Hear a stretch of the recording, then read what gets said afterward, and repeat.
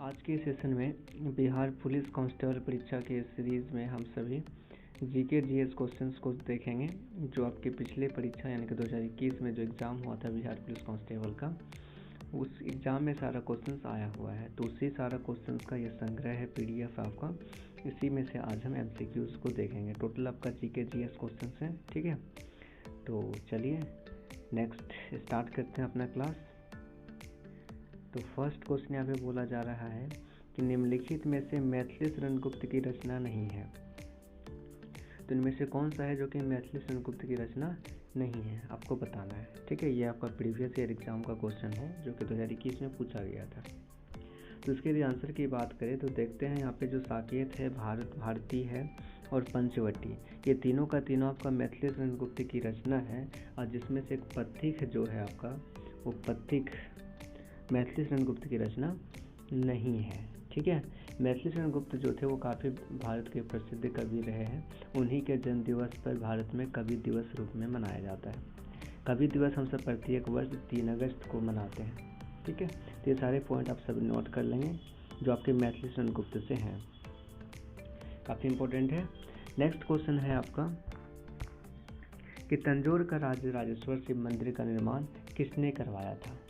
तो तंजौर जो है वो आपका तमिलनाडु में स्थित है। तो तमिलनाडु के तंजौर जिले में एक मंदिर है जिसका नाम है राजराजेश्वर मंदिर।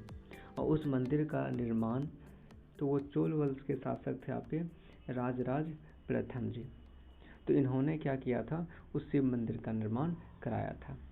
और ये जो तंजौर का राजराजेश्वर मंदिर है ये एक पॉइंट ऑफ व्यू से इसलिए इम्पोर्टेंट हो जाता है क्योंकि ये विश्व का एक ऐसा पहला और एकमात्र मंदिर है जिसमें ग्रेनाइट चट्टानों का प्रयोग किया गया है इसके निर्माण में, ठीक है।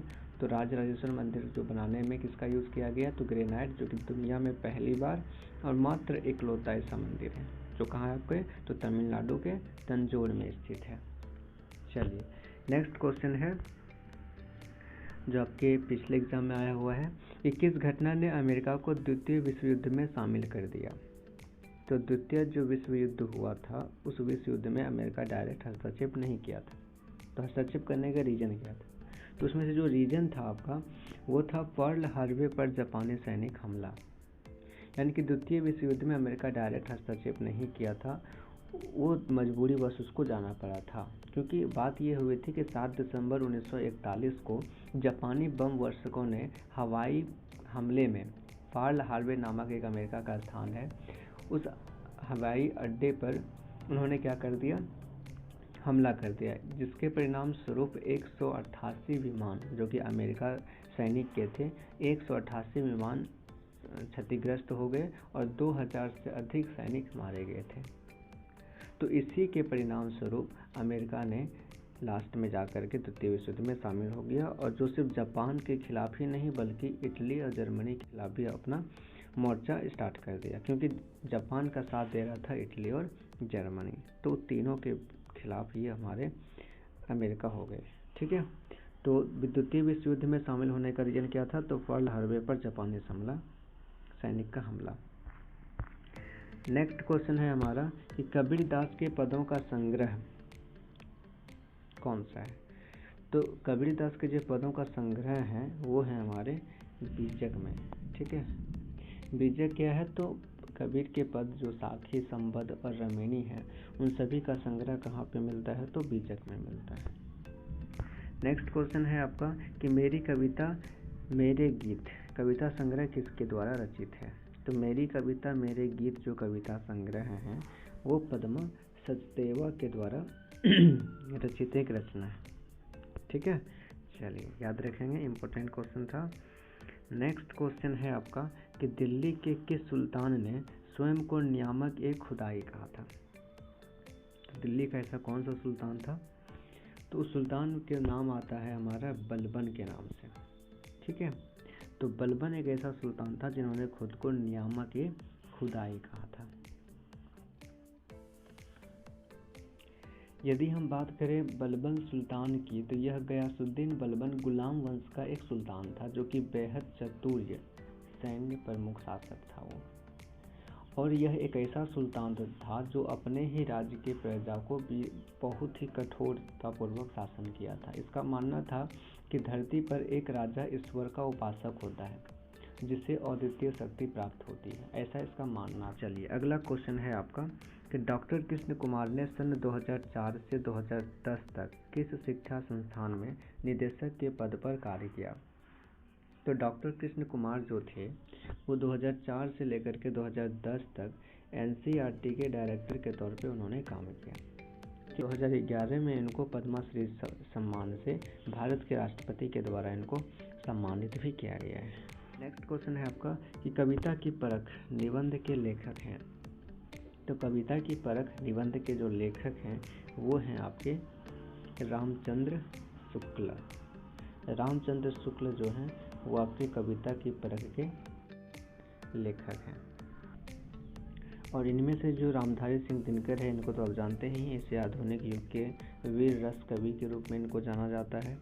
और ये जो नामवर सिंह हैं वो नामवर सिंह एक हिंदी साहित्य में काफ़ी प्रगतिशील विचारधारा के शीर्ष आलोचक रहे हैं नामवर सिंह। ठीक है, चलिए नेक्स्ट क्वेश्चन की ओर बढ़ते हैं। अगला क्वेश्चन बोला जा रहा है कि निम्नलिखित में से कौन सा एक प्राथमिक उपभोक्ता है।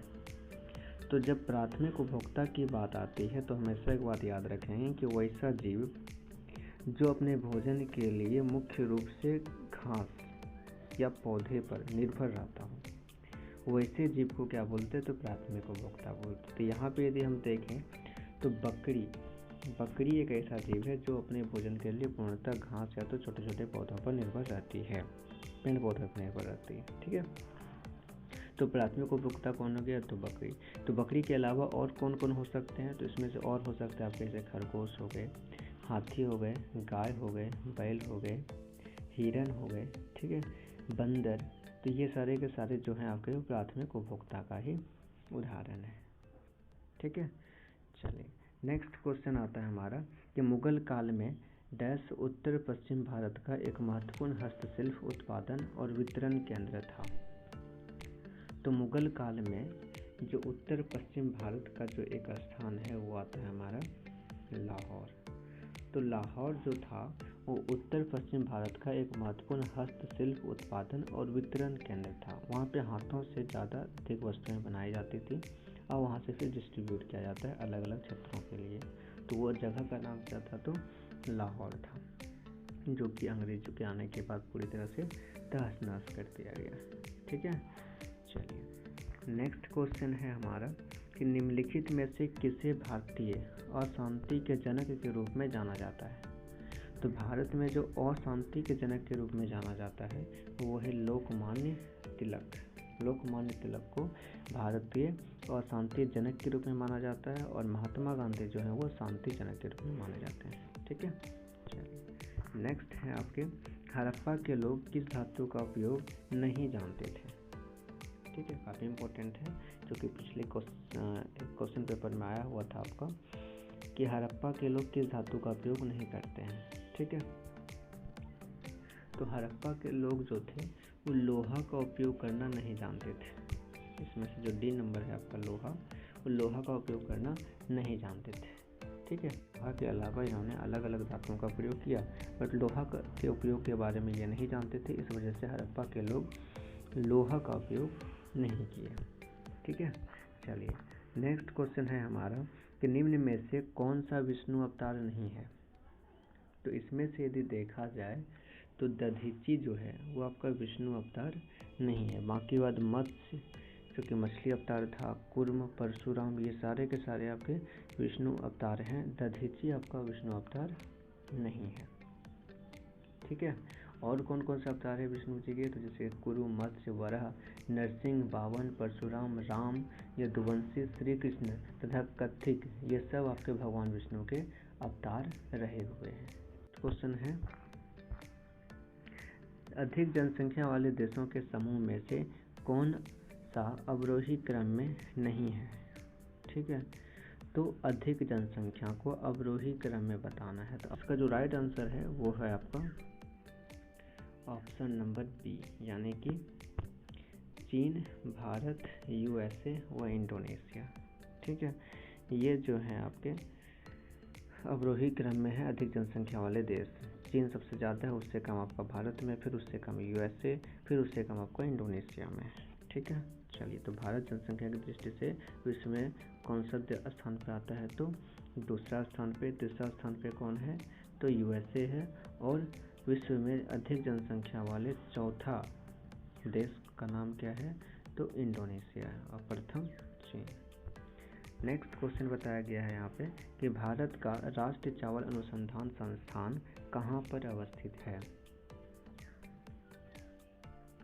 तो राष्ट्रीय चावल अनुसंधान संस्थान जो है वो आपके उड़ीसा के कटक में स्थित है। ठीक है, कहाँ पे है? तो उड़ीसा के कटक में है। और उड़ीसा की राजधानी कहाँ हो जाती है? तो उड़ीसा की राजधानी भुवनेश्वर हो जाती है। ठीक है, और उड़ीसा में और क्या क्या प्रमुख है? तो जैसे तीर्थ धाम में देखें तो जगन्नाथ धाम उड़ीसा का सबसे प्रमुख स्थान हो जाता है। चलिए, नेक्स्ट क्वेश्चन है आपका कि केंद्र सूची के विषय के बारे में सर्वोच्च न्यायालय के क्षेत्राधिकार एवं शक्तियों को कौन विस्तृत कर सकता है? तो सर्वोच्च न्यायालय का जब क्षेत्राधिकार की बात आती है या शक्तियों की बात होती है तो विस्तृत करने का किसके पास है? तो यह आ जाता है आपके सांसद जी के पास। ठीक है, कौन विस्तृत कर सकता है? तो भारत के सांसद कर सकते हैं। राष्ट्रपति भी नहीं कर सकता, प्रधानमंत्री या मंत्रिमंडल का कोई भी सदस्य नहीं कर सकता, वो सांसद कर सकता है। नेक्स्ट है आपके कि रामधारी सिंह दिनकर को ज्ञानपीठ पुरस्कार उनकी किस रचना पर मिली? तो रामधारी सिंह दिनकर जो थे उनको ज्ञानपीठ का पुरस्कार उर्वशी पर मिला हुआ था। ठीक है, किन पे मिला था उनको? तो उर्वशी पर मिला था। इनका जो जन्म हुआ था वो बिहार के बेगूसराय जिले के समीरिया गांव में हुआ था। ठीक है, कहाँ हुआ था? तो बिहार के बेगूसराय जिले के सिमरिया गांव में हुआ था। इनका यदि हम और भी अलग अलग तरह के रचनाएं देखें तो अलग अलग काफ़ी सारी रचनाएं हैं, जिसमें रश्मिरथी, कुरुक्षेत्र, संस्कृत के चारुपाध्याय, ये सारे उन्हीं का रचना है। ठीक है, और इनको ज्ञानपीठ का पुरस्कार कब दिया गया था उर्वशी में? तो 1972 में इनको दिया गया था ज्ञानपीठ का पुरस्कार। ठीक है, चलिए, नेक्स्ट क्वेश्चन है कि किस वर्ष में श्री नीतीश कुमार प्रथम बार बिहार के मुख्यमंत्री बने थे? तो नीतीश कुमार बिहार के मुख्यमंत्री पहली बार कब बने? तो ये बने 2005 में। ठीक है, तो 2005 में नीतीश कुमार बिहार के पहली बार मुख्यमंत्री बने। किस पार्टी से बने हैं ये? तो जनता दल यूनाइटेड से बने हैं, आप सभी को ज्ञात है। नेक्स्ट क्वेश्चन है कि शमशेर बहादुर सिंह अगनय के कौन से शतक के कवि हैं? ठीक है, तो शमशेर बहादुर सिंह अगनय के कौन से शतक के कवि हैं? तो ये दूसरे शतक के कवि हैं।